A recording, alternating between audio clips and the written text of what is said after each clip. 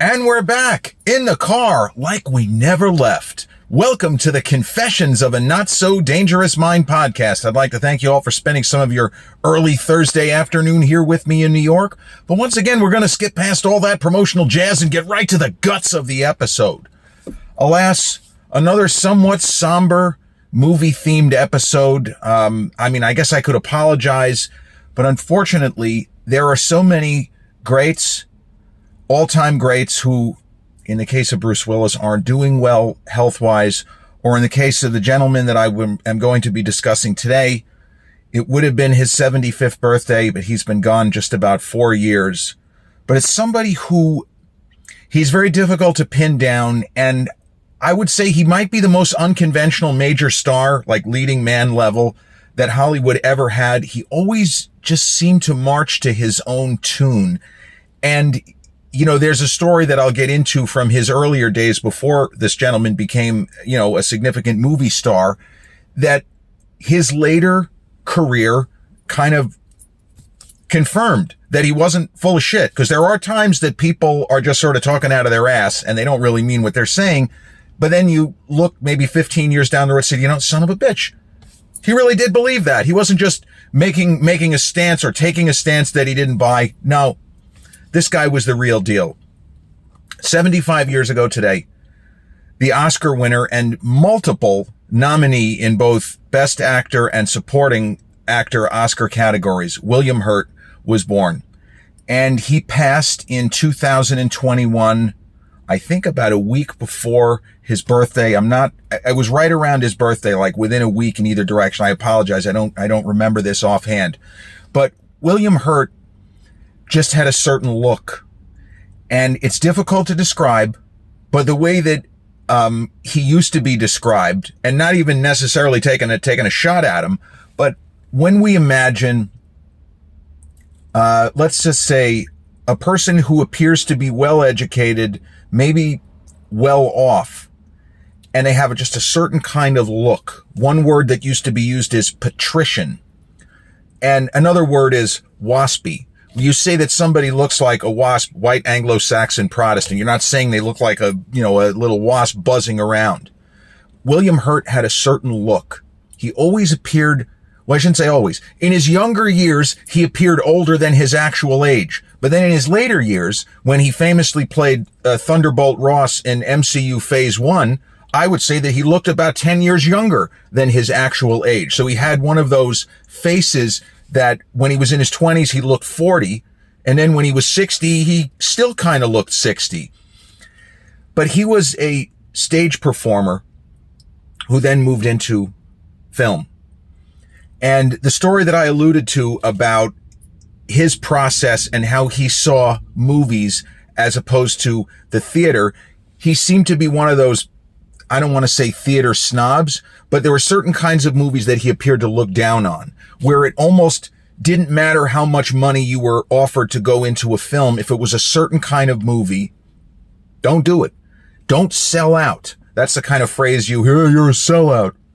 So I recently watched the Christopher Reeve documentary, which was really well done, but incredibly, brutally depressing. And something that I didn't know is that William Hurt, Jeff Daniels, and Christopher Reeve were very close as young theater actors making their way and trying to find work in the New York City of the early to mid 1970s. So William Hurt would have been about 2 years older. Christopher Reeve was born 1952, September, and William Hurt, March of 1950.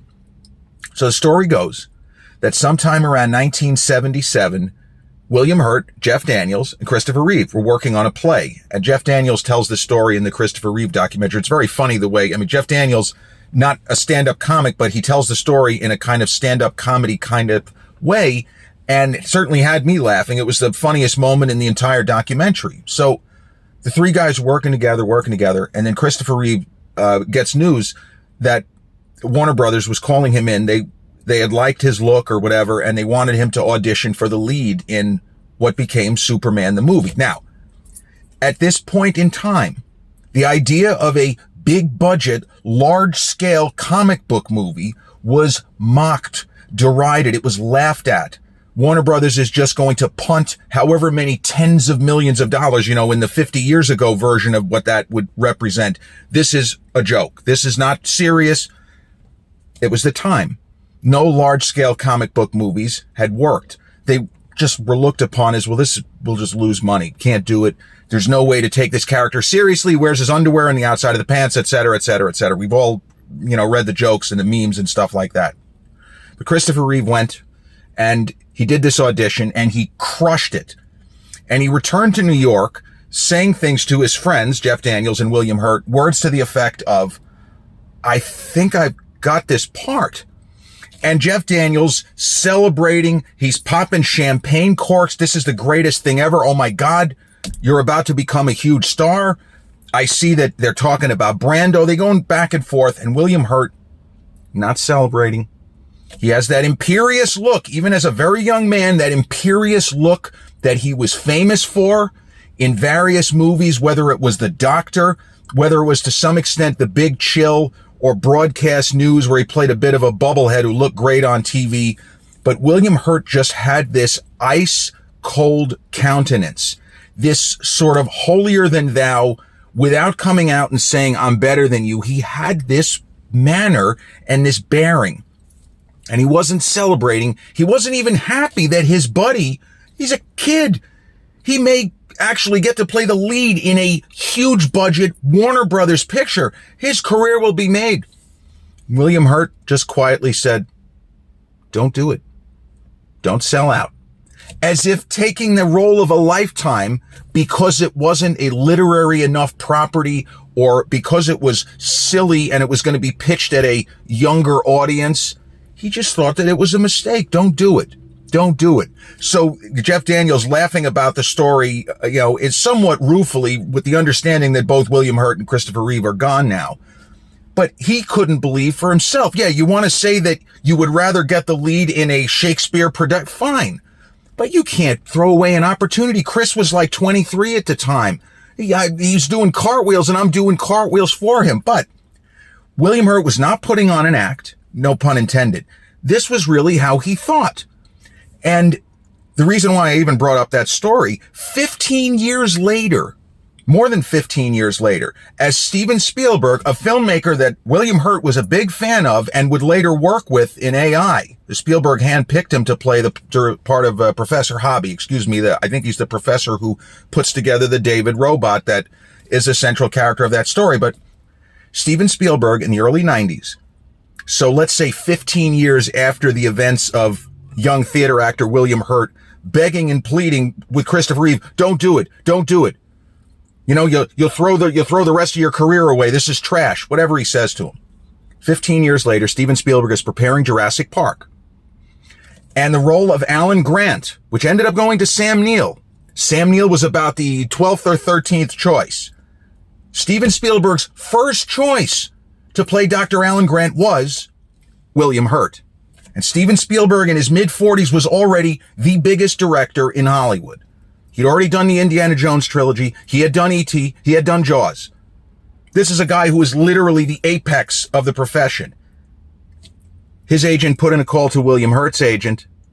Hey, Steven wants, not even read for it. He wants to offer William the lead role in Jurassic Park, sight unseen. Can we make a deal? William Hurt's agent talks to him. William Hurt turns it down without reading it, without anything. Does not even call Spielberg back. Maybe he called him later. But he turned it down sight unseen because he thought it would be tantamount to selling out. He didn't like the book, and he had no interest in playing it. Because in his mind, it's not enough to just play a lead because I'm offered a lead, and yeah, people might go to see this movie. It was not the slightest bit interesting to him, and he just turned it down.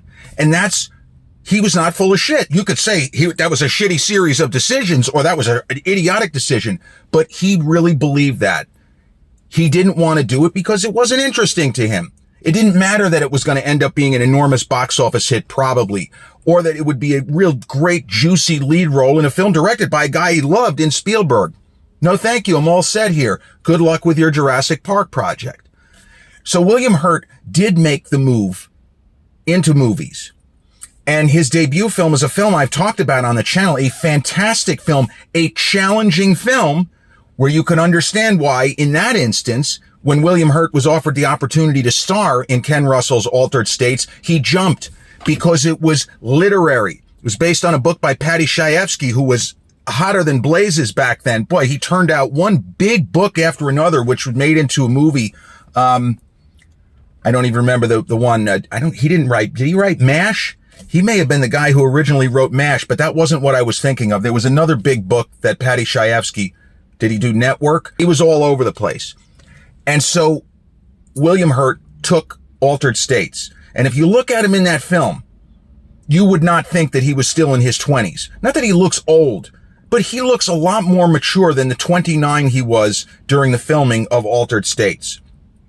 But he showed an ability in his first film role. It's like he instinctively understood the difference between emoting on stage and projecting his voice and all of these things. He looked like he'd been making movies his whole life. And Altered States was successful. It got mostly good reviews from critics. But he had a way in cinema. It's very difficult, again, to quantify. And there are certain people, and I have an old friend of mine from Bev's gym named Ken. He never liked William Hurt. He didn't know him personally. But he said, I feel like this guy kills every movie he's in, and not in a good way. When he shows up on screen, I think the movie is just dead. Most people would disagree. And somebody such as myself, anytime he showed up in a film, especially if I wasn't expecting it, it was always, excited. Look, William Hurt, this is great. I didn't know that he was even in this movie. Into the Wild, the film about Christopher McCandless starring Emile Hirsch. I didn't know William Hurt played his father. And then I'm watching a film and he shows up and it's like, oh my God. So for me, that was the sort of reaction that seeing him had. But in Hurt's early career, he's mostly taking challenging roles in films that were worthy, that were not just popcorn munching entertainment. And I don't have anything wrong with that. And there are moments and projects later in Hurt's career where you could say he might have joked, I kind of sold out here a little bit. But after Altered States, he did what you could maybe argue is the single best film he was ever in his career, Lawrence Kasdan's Body Heat, where in that film, he plays a kind of slow-witted attorney who's not quite as dumb as he presents. He's just a shitty lawyer. You know, it's possible to be a really smart guy who happens to be a lawyer who's just not a good lawyer. Doesn't mean he's stupid. It means he's not a good lawyer. So in that film, Hurt plays a kind of a heel character. He's the protagonist. He's technically the good guy, but he engages in an illicit affair and, dare I say, murder. It puts the audience in a strange position. And that's the kind of challenging film that he was interested in, where there was more going on than just standard heroes and villains and throw the hero up in the tree and how are we going to get him down? Because Altered States, the main character he plays there, Eddie Jessup, he's really not that likable of a guy. He does a lot of things that are antisocial and kind of anti-establishment, anti-everything. Another piece of that character that probably appealed to William Hurt. And sometimes you just take a role because it's offered, because you don't have anything better to do with your time. But he seemed like the kind of guy that wouldn't do that. But he made a lot of big movies in the decade of the 80s, and he usually played, if not leads, then second leads. So, for example, working with Kasdan again, The Big Chill, generally regarded as one of the better kind of dramatic comedies of the decade of the 80s, a who's who of just home run hitters, whether it was, Jeff Goldblum, Glenn Close, and, of course, Kevin Kline, Mary Beth Hurt. Just a tremendous, and Kevin Costner kind of got cut out. It's his character. They're at a funeral at the beginning, and if you see a body laying there, that's literally very young Kevin Costner lying in state. Just not really what you want to see. And the first few times I saw the movie, I didn't know that was him. I said, you can actually still see Kevin. He's just laying up there, like he's laying on a rack or something like that. I don't know what they used there. But Hurt ended up winning a Best Actor Oscar for a film which is not really that well remembered by history, 1985, Kiss of the Spider Woman. It's okay. It was a risky performance. Again, artistically, he saw it as an opportunity to try something different, to go off the beaten path, not play a standard lead, and he was rewarded with the Best Actor award. And then the following year, he was in a movie where the lead actress, Marlee Matlin, won the Oscar for Best Actress, Children of a Lesser God. Challenging film. It's not an easy watch, about a woman who's deaf, and William Hurt plays her lover. They don't start the film there. It's one of those, it's sort of a romance. But Hurt was nominated for Best Actor again. And then the following year, there are those that would say Broadcast News, the James L. Brooks film. There are those that think that that's the best film that William Hurt was ever in. Albert Brooks, Holly Hunter. Was also a challenging role and an interesting character. A really good-looking guy who is fantastic on TV. He's a TV anchor. He's got a 10-cent head. But boy, does he look good in reading a teleprompter, or, the mid-1980s version of a teleprompter. And so here's a guy, a theater actor, makes his film debut in 1980. And within 7 years, he's been nominated for the Oscar for Best Actor 3 straight times. I mean, that's just crazy. Tom Hanks won back-to-back Best Actor Oscars, but then the following year, I don't think he was nominated for Apollo 13. I would say that Apollo 13 is as strong a performance as Hanks ever gave. William Hurt nominated 85, 86, 87, and then there was controversy the following year. He wasn't going to win. The year that Dustin Hoffman ended up winning for Rain Man, 1988, there are those that think that what William Hurt does in The Accidental Tourist is as good as anything he did elsewhere. Also reteaming with his Body Heat co-star, Kathleen Turner. That's a really good movie. Really good movie. And the author of the book, I don't remember his name. He said he wrote it with William Hurt in mind. And that's something to think about, because people write books, people write screenplays. Quentin Tarantino has talked about this. And sometimes when you read a book, you can't help but think, who are you going to, who would you like to see in this role? For example, Anne Rice, when she wrote Interview with the Vampire in the early 1980s, she wasn't thinking of Tom Cruise, who was not a star yet. In fact, when they cast Tom Cruise, Anne Rice went through the ceiling. She was so pissed off. But then when she saw the movie, she backtracked, said, you know what? I should have kept my mouth shut. I'm so stupid. I love Tom Cruise. He is so much better than I ever imagined. Tom, I'm sorry. I love you. Words to that effect. She wanted Rutger Hauer. When she wrote Interview with the Vampire, as she was writing, she said, I'm thinking of Rutger Hauer. If you don't know the name, he plays Roy Batty in the original Blade Runner. But a couple of years later, as Hurt continued to do decent work, he was in a movie with Tim Hutton called A Time of Destiny, where some people really liked it. Wasn't that good. And then he did a black comedy, also a cult film, kind of a Gen X mega cult film, I Love You to Death. Once again, working with Kevin Kline. Man, Kevin Kline, what an end boss. Man, he was so good. A great actor, Oscar winner for A Fish Called Wanda. But right in this time frame, Tom Wolfe had written The Bonfire of the Vanities. And in the late 1980s, there was a lot of chatter because Warner Brothers was going to, somebody was going to make the movie. It ended up being WB that got it together to try to put the pieces in place to make a film. And they had the script go to Spielberg and supposedly to Scorsese.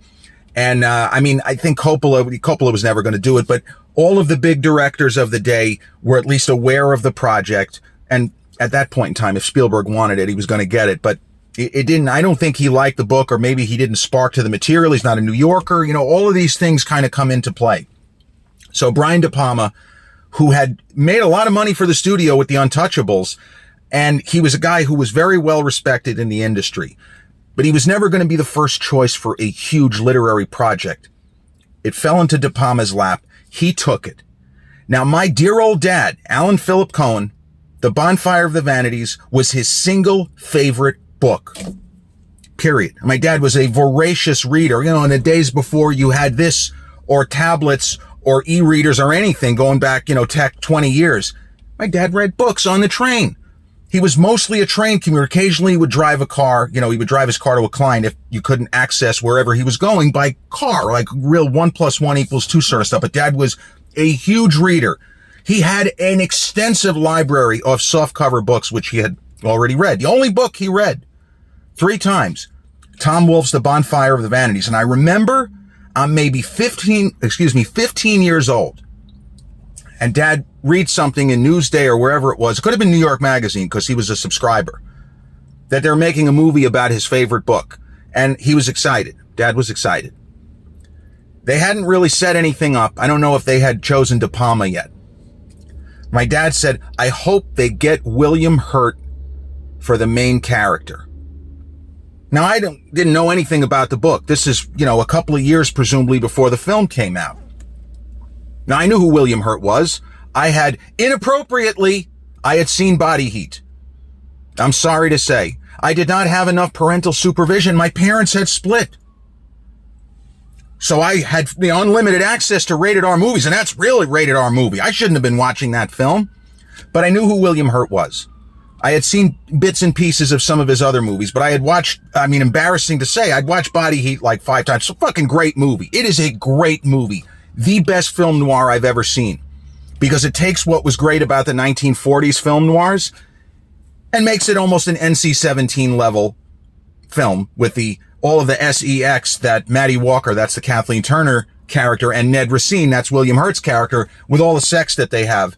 It could have gotten an NC-17 rating. And I think if it was made today, they would have pushed the envelope even more. But the character of Sherman McCoy in Tom Wolfe's The Bonfire of the Vanities, if you read the book, and in this case, just read the description of Sherman McCoy, he's describing William Hurt.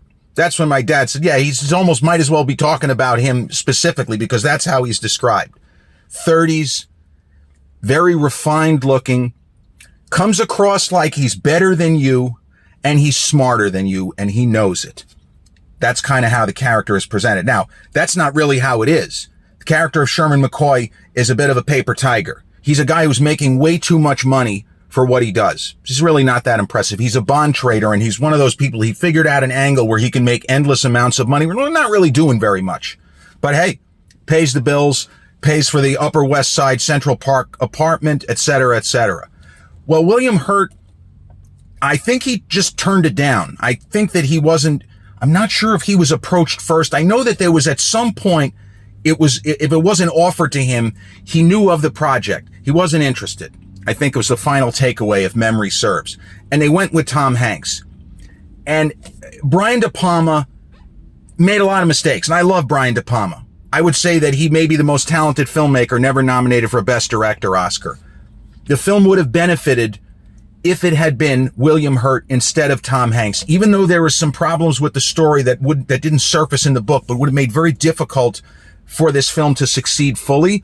Hanks was not the right actor. He was miscast. Because Sherman McCoy, yeah, you could say there should be a little bit of redeeming factor, but Tom Hanks is so innately likable, it goes against what the book was trying to do, and I don't think it works in the film. Although Hanks's performance is certainly not the problem. He's fine.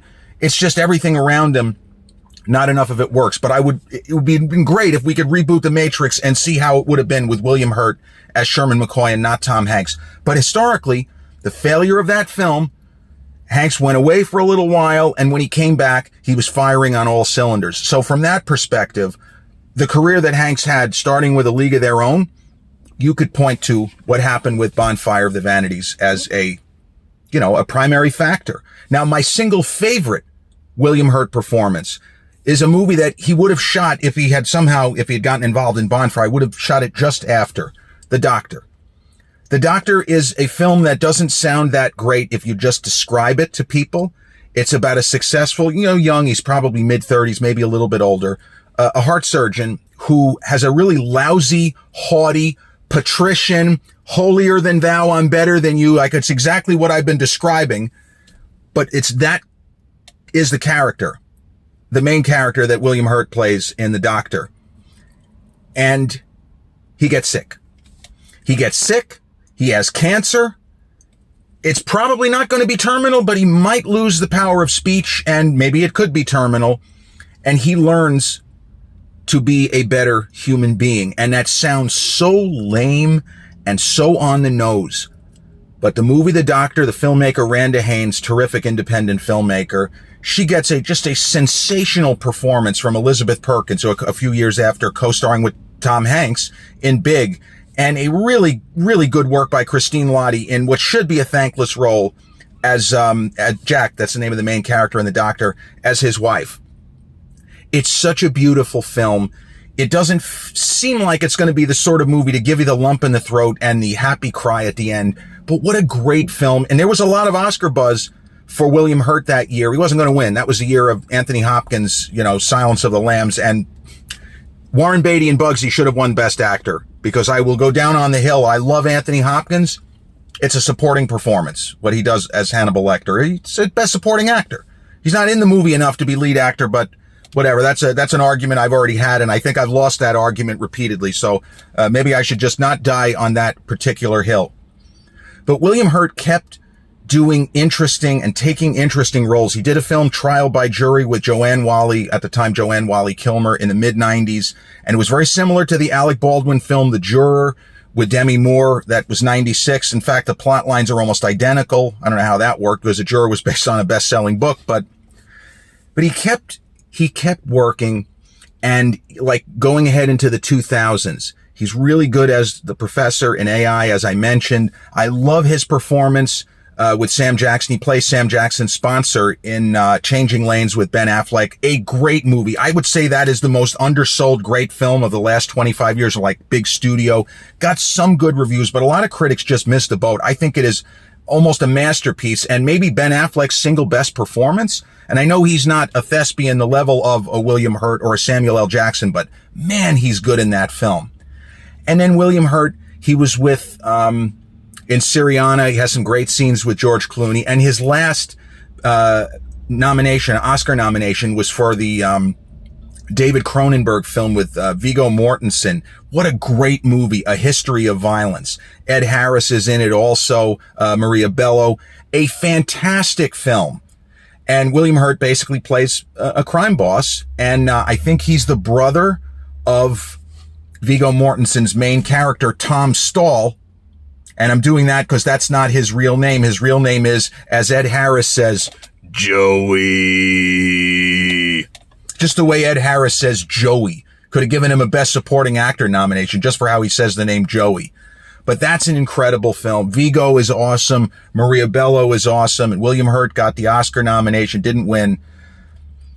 He never stopped trying to reinvent himself. Even in lesser films, M. Night Shyamalan's The Village, technically he's the lead. It's not good. I'm as big a Shyamalan fan as anybody. It's not good.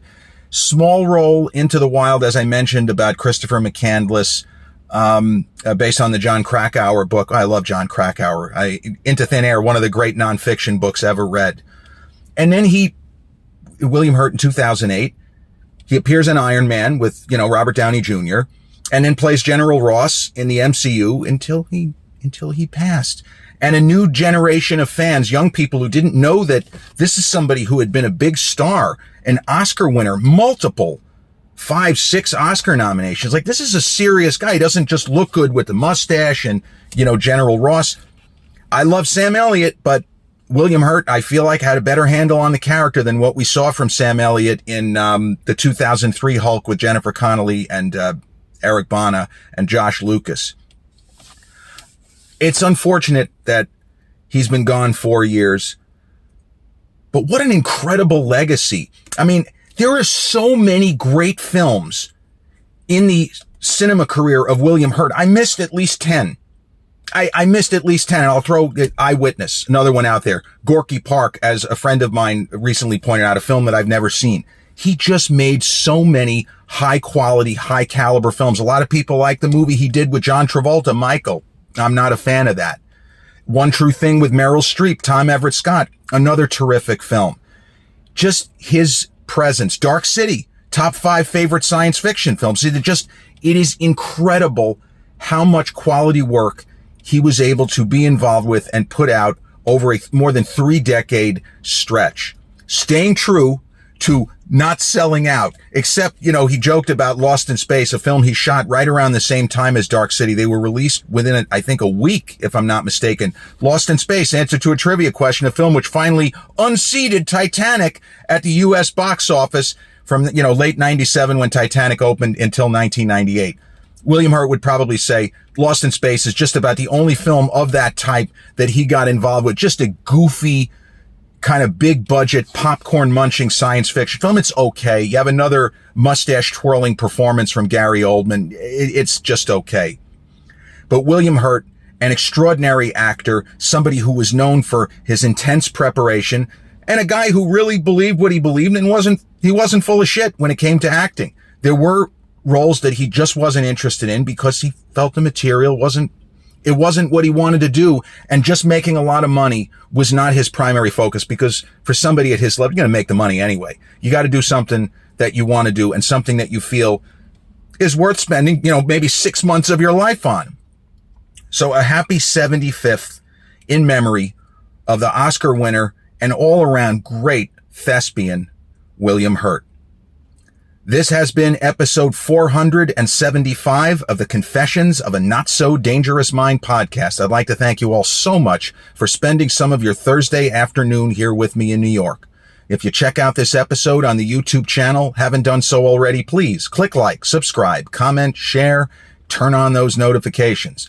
Or if you catch this episode on the audio platforms such as Podbean, Spotify, iTunes, or the others in which we're hosted, same general rule applies. Click like, subscribe, share, and turn on those notifications. I'll be back with a new episode real soon. Till then, peace.